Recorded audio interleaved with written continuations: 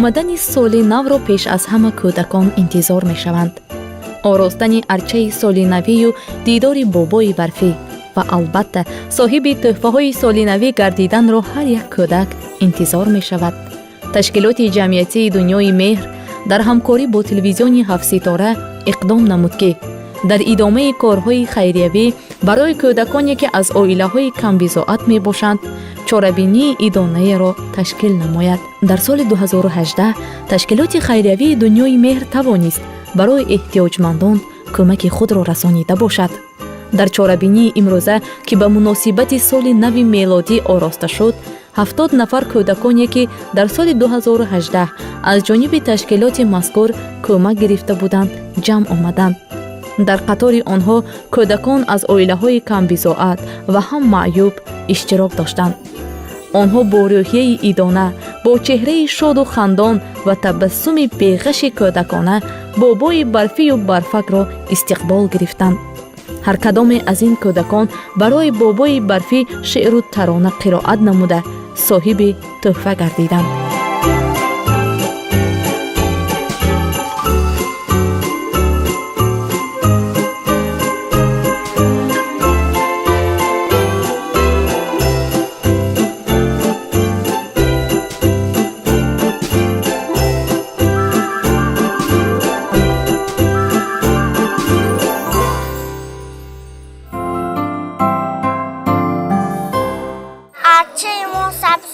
سرنگ شد با بازیچه و گزنچه این ستارش رو می سالی نه آمد بابا شادان به خانه ما و من خسک به گفنات دادکه دوم دراز آمده از سال نه با جاری با خورسندی با تحفه های بسیار برای ما بچه ها نام و چون جان یا آدم قوت و درمان یا آدم زیب و دسترخوان یا آدم عزت و مهمان یا آدم می پیاسم نانی گندم خوشه های دانی گندم چی آوردی دیانه زیویستانی جانانه موزه و شرف آوردم گلیمی نرم آوردم بازی بکن شادانه برفه که میانی خانه آکچه جان آکچه شادان آمدی به خانه ایما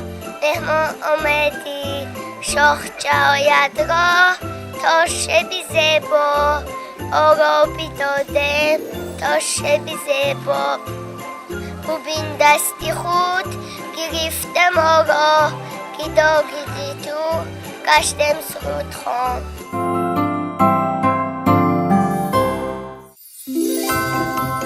ташкилоти ҷамъиятии дунёи меҳр аз рӯзи аввали фаъолияташ дар наздаш мақсад гузошта буд ки дасти эҳтиёҷмандеро бигирад, барои табобату ҷарроҳии беморон саҳм гузорад, оилаеро бунёд намояд.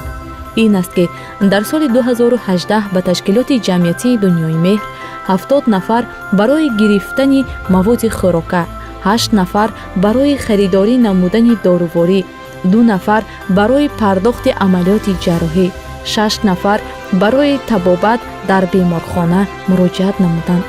ҳар яке аз ин муроҷиати шаҳрвандон ба порагӣ қонеъ карда шуда ба онҳо ёрии амалии ташкилот расонида шудааст.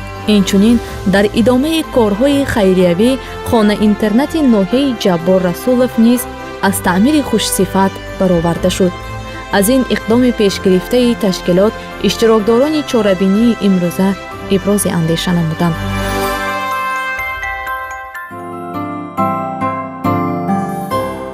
ташкилоти дунёи меҳр амин ташкилот ман чанд бор кӯмак гирифтам. барои ин ташкилот раҳмат.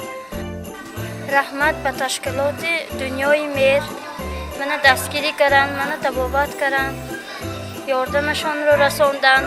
ба сари фарзандон ман сиҳат саломат гаштиям. раҳмат тошматова муҳайёхон ба ҳамиқа ҷашни соли навӣ гузаронда моно хурсанд карданд. раҳмат. ман дар ин ташкилот ба раҳмати калом мегӯям.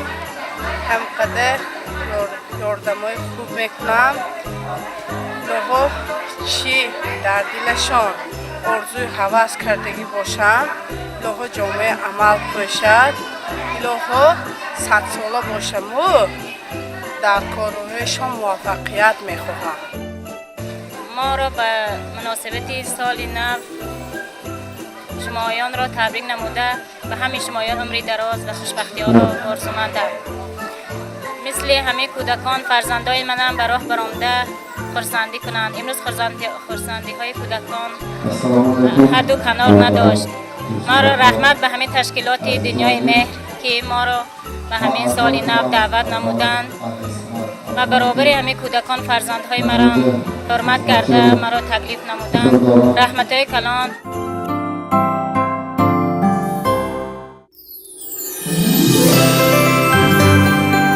дар омода намудани чорабинии идона барои кӯдакон санъаткорони шинохтаи вилоят низ саҳми худро гузоштанд.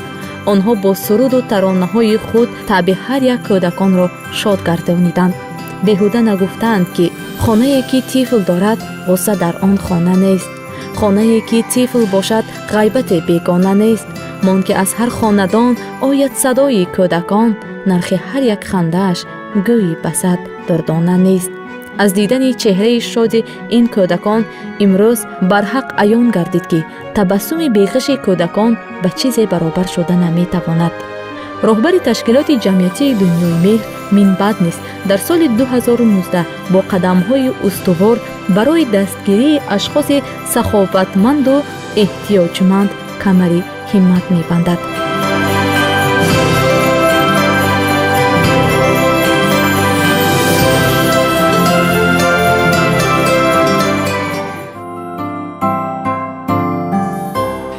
ташкилоти ҷамъиятии Дунёи Меҳр тавонист ба ятимон ба майбон соли 2018 кӯмаки худро расонид.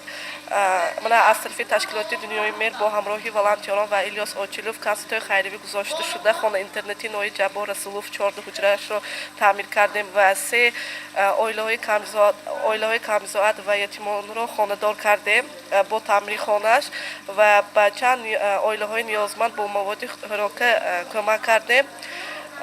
бо 10 нафар майбонро ҷарроҳӣ намудем.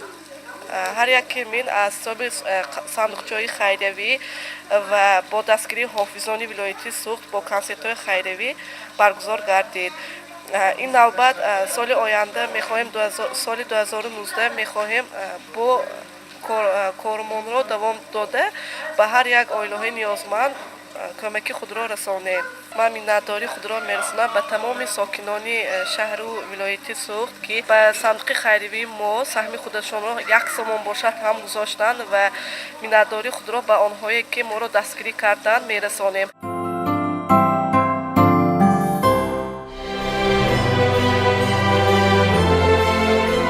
телевизиони 7 ситора дар ҳамкорӣ бо ташкилоти ҷамъиятии Дунёи Меҳр дар соли 2019 таманнои онро менамоем ки бигзор соли омада истода ба ҳар як хонавода шодиву сурур оварад.